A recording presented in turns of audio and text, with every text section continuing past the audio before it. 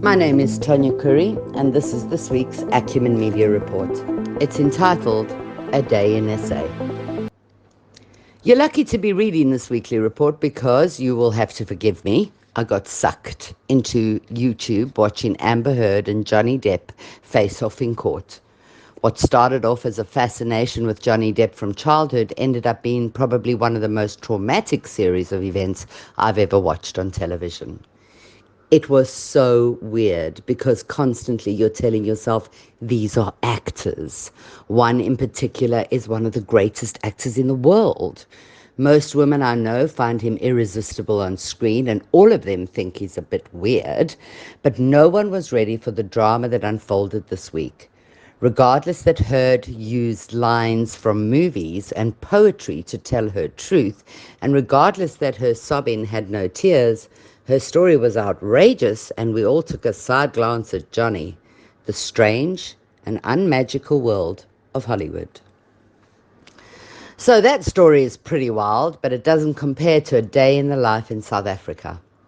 My fellow South Africans, our president has been booed off more stages and removed from more rallies than I've ever seen happen with Zuma. Mr. President, I assume you got the message. This country has had enough. There is a war in this country, sir. Crime, treason, murder, political killings, and theft beyond compare has been followed by inaction, which has resulted in a curtain and a mic being dropped. Stage 8. No, it's not a theatrical term for the removing of a president from a rally. It's South Africa's limit. The level we can be pushed to with no power. A level where we don't refer to Eskom and our electricity crisis as a state of disaster. Stage 8 is what Gordon called it. We called it a catastrophe, a national blackout.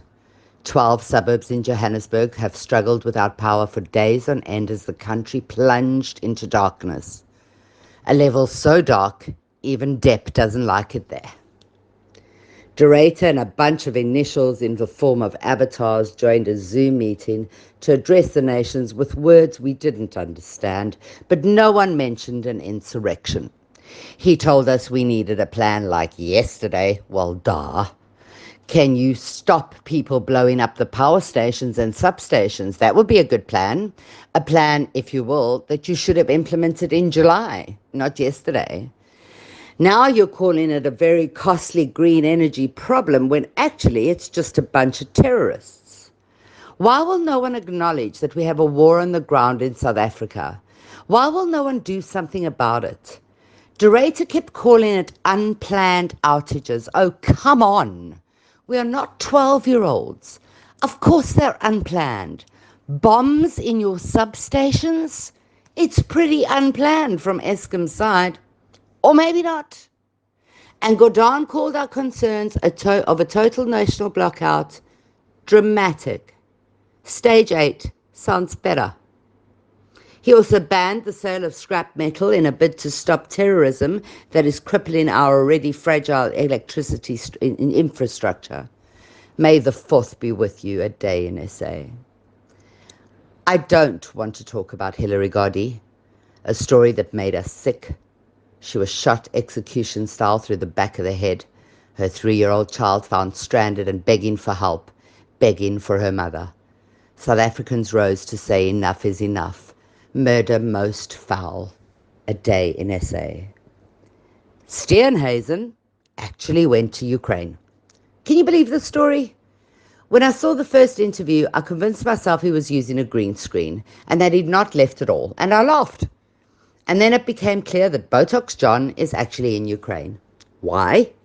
Can someone please tell me why? I don't understand what possible assistance could be given by Steenhuisen to Zelensky or Putin. What could he possibly contribute to an international war? His explanation? Well, he said it was relevant because cooking oil had become expensive in South Africa. Should I tell you what else is expensive, John?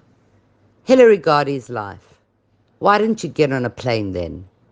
Did you get on a plane when a woman, raped, stabbed, and naked, was dragging herself to a taxi rank for someone to save her life? Well, did ya, John?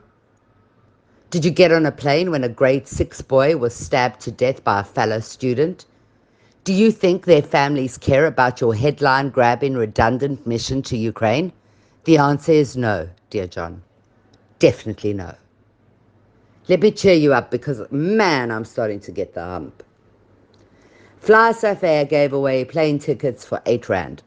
When I first saw the promo, I thought it was a joke. Well, actually, I thought it was fake news until somebody showed me an SMS. And I immediately said, delete it, don't open it, it's a virus. Far from it. I was astonished to see that it was true. I was so astonished that I actually logged on and got into the queue for the 8 Rand tickets. Not that I wanted to go anywhere, I live in paradise, remember, but maybe somebody wants to come and visit me. So there I am in the queue, and after about 15 minutes I left because I got bored waiting. I don't want to see my mates that badly. However, I was in the minority as Twitter lit up about the trend, and people did get tickets for crazy cash. People joked that as it was Fly South Air, you probably have to pay for your air consumption on the plane, but overall the story was massive and successful. I don't understand how any airline in SA today can given the price of fuel, can be giving away 30,000 tickets though. But then there's a lot I don't understand. A day in SA. Then there was the Senzo Miwe case that just got weirder and weirder. This week we saw Advocate Tefo arrested in the middle of giving his legal argument in court. Police and handcuffs. I don't know about stage 8, but that was definitely dramatic. Tefo was handcuffed in the courtroom and walked out without finishing his sentence to the court. Can somebody tell me what's going on, guys? Anybody? I'm afraid I have more bad news to share, and I'm going to make this quick, so let's count down to 5 together. Number 1, Nelson Mandela Bay will run out of water in 36 days. Number 2, SIU tried to recover less than a quarter of what was stolen in the asbestos case. 3, the Antwoord is not the answer, as they cast aside their child. 4, Charlotte Matseka Hospital, after almost 2 years, still has no casualty section. Did you get on that plane, Steenhuisen? 5, buses under attack and Intercape demand millions to stop violence. Yo, Johnny, are you reading this? There is good news. We have a new DCJ Maya. We recovered 12.6 million in stolen grant money. Dudu Myeni has been issued an arrest warrant. Oh, and Disney Plus is coming to SA. Is that good news or bad news? Justice for Johnny? Shrugs. Internationally, Kim K wore Marilyn Monroe's dress to the Met Gala. Oh, please. The US are introducing a blanket ban against abortion. Yes, that is true. Elon bought Twitter and is having lots of fun with his new toy. To conclude, it's Mother's Day shortly. Do something special for your ma, if you're lucky enough to have one. I'm Tonya Curry, and you've scratched the surface with Acumen Media.